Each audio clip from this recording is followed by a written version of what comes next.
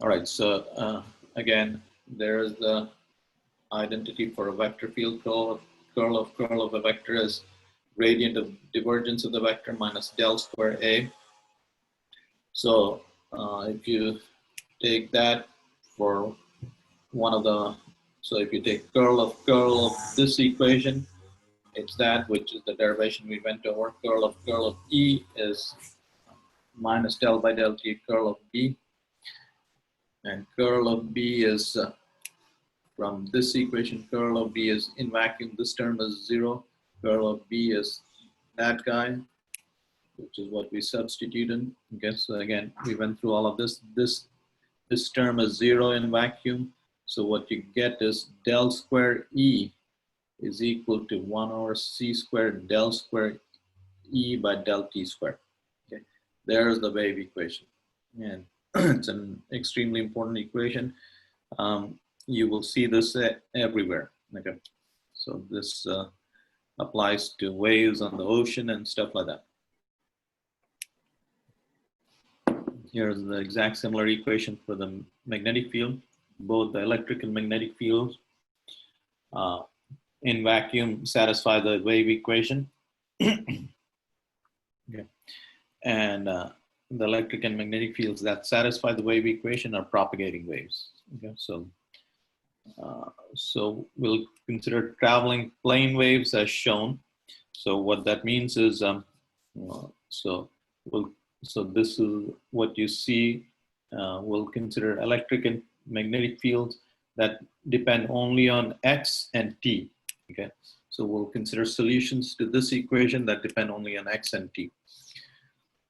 So when E and B depend only on X and T, this wave equation reduces to that. Okay, so if this depends only on X and T, the del Y square and del Z square term drop off. That's equal to that, and that's equal to that.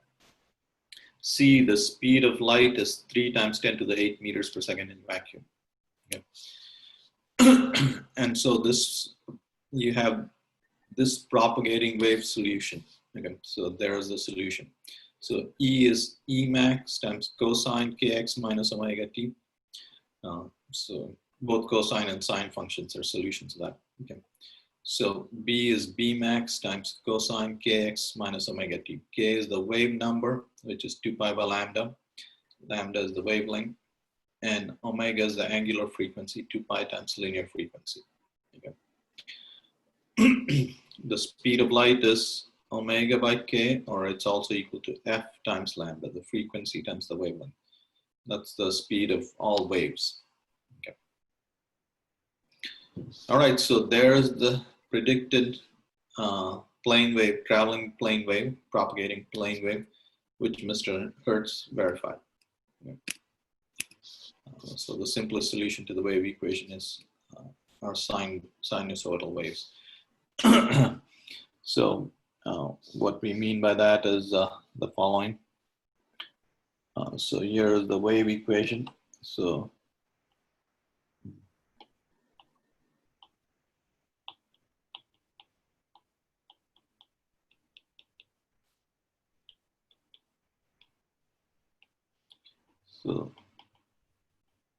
the most general solution to this wave equation is x minus plus or minus ct, a function of this combination. X plus or minus ct is a solution of this argument. Okay, so that's the most general solution. And the simplest one that we considered was f was sine. So the simplest solution we considered was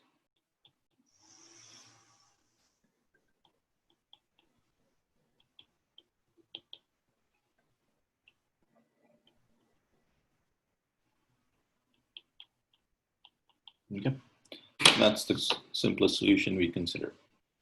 And any general solution can be written as a sum of those things, as a sum of sine and cosine functions. So, but that's getting into Fourier transforms and stuff.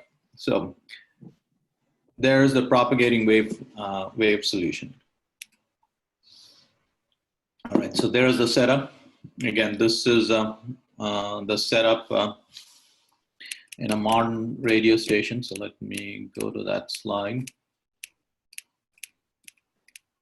So here's the setup in a modern radio station. Here's the AC source. I guess an arrangement for electromagnetic waves in shortwave radio region of the spectrum is shown. So here's an oscillator hooked up to this RLC circuit. This inductor is coupled to that inductor. So that's a transformer. Here's the dipole antenna that's radiating away electromagnetic waves, and here are the electromagnetic waves going away, traveling away from the station.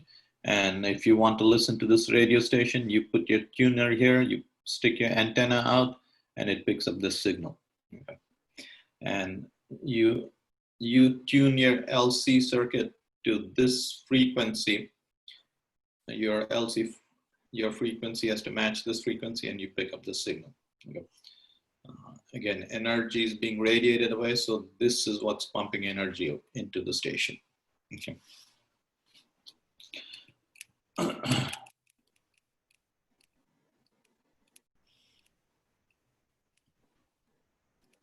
All right, so there was that.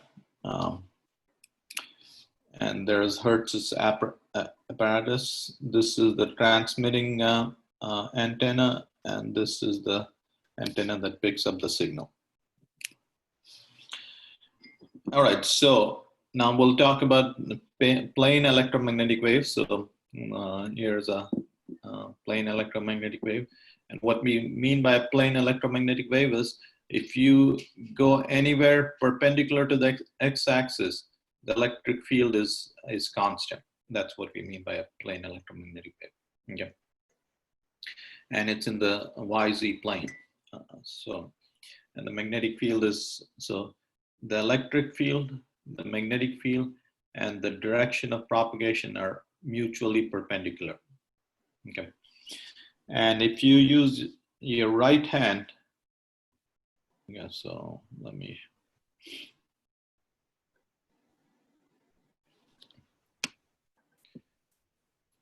All right, so if you use your right hand like this, if the electric field is your thumb and the magnetic field is your forefinger, your middle finger is the direction of propagation.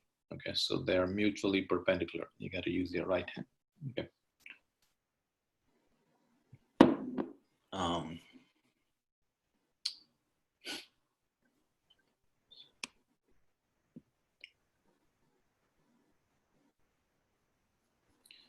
right, let's minimize this. All right, so, and what this equation is telling you is you can measure, you can go to any location, measure the electric field and measure the magnetic field. At every location, the ratio of electric to magnetic field is equal to c, the speed of light. So at every instant, the ratio of E and B field in an electromagnetic wave is the speed of light. Okay, and here are some other properties. So both E and B satisfy the wave equation. We saw that.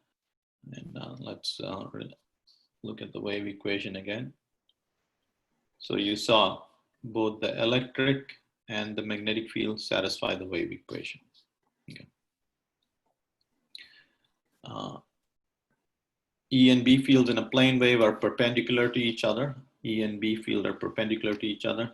The plane in which the electric field oscillates, that's called the plane of polarization. Okay. So in this diagram, the XY plane is the plane of polarization. Okay. And what happens is, so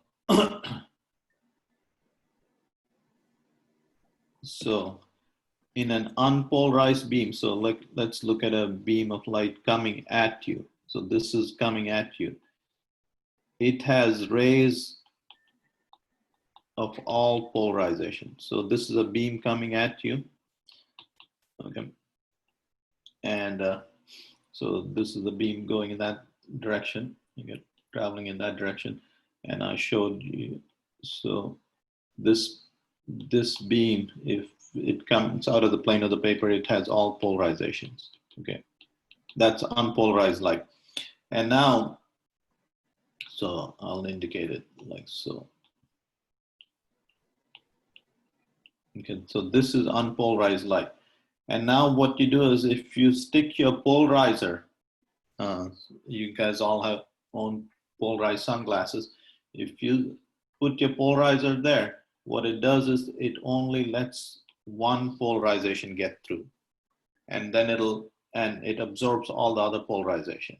So if the intensity is I naught, even if this is a totally clear polarizer, the intensity out there is 1/2. Okay, so if you wear polarized glasses, even if they're clear, that's good for your eye because now the intensity of light is only 1/2. Okay. All right. So E and B field in a plane wave are perpendicular to each other and to the direction of propagation. Again, in vacuum, E to B is E over B is equal to C, and electromagnetic waves obey the principle of superposition. All that means is so what that means is if you have multiple beams reaching a location, okay, and so if E1 and E2 are the fields due to beam 1 and beam 2, the net field at that location is E1 plus E2, okay, the vector sum of those two electric fields. So that's the superposition principle. All right, here are some typical values. So here's a radio wave. FM radio is near 100 megahertz. So this is a, no, it's not. Well, it's not AM radio, but it's some kind of radio wave, for some communication purposes. Okay, and the wavelength of these things are about 7.5 meters, 8 meters, roughly the width of a room. Okay, and the maximum electric field is the amplitude of the electric field is about 1,000 Newton per Coulomb, and the amplitude of the magnetic field is about 10 to the minus 6 Tesla, which is 1/100th the Earth's magnetic field. Okay. All right. So you know that all waves carry energy. Okay. So if electromagnetic wave is traveling in this direction, it carries energy. So what we will do is, so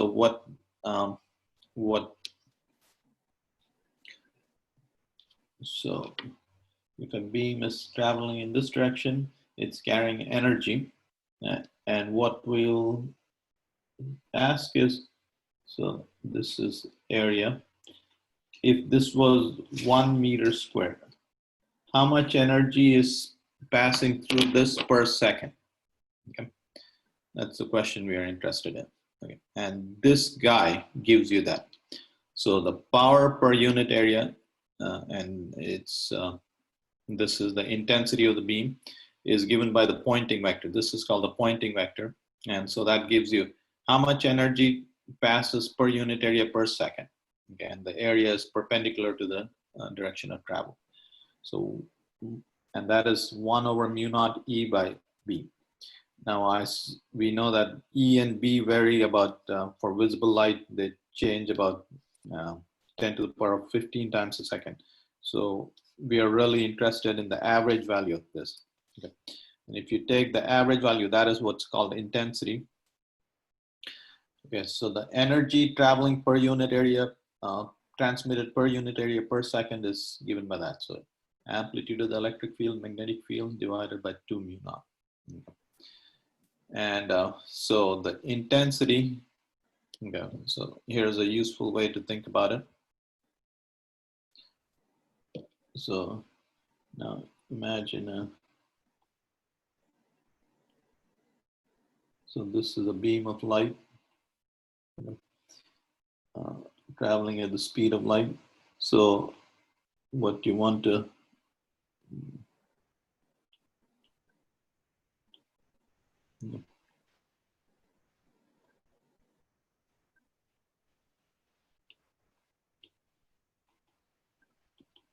Okay. So this is, let's say this is 1 meter cube. Yeah. So U is the energy density.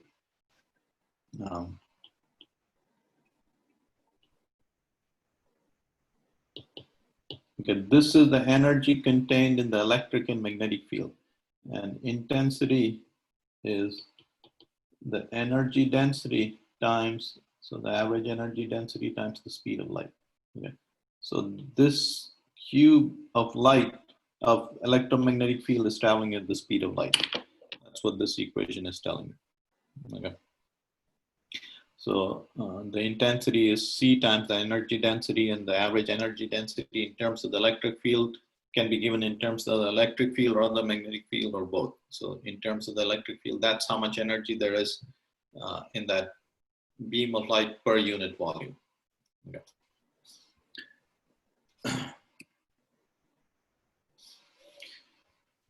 All right, I'm going to pause now and then let you guys ask questions if you have any.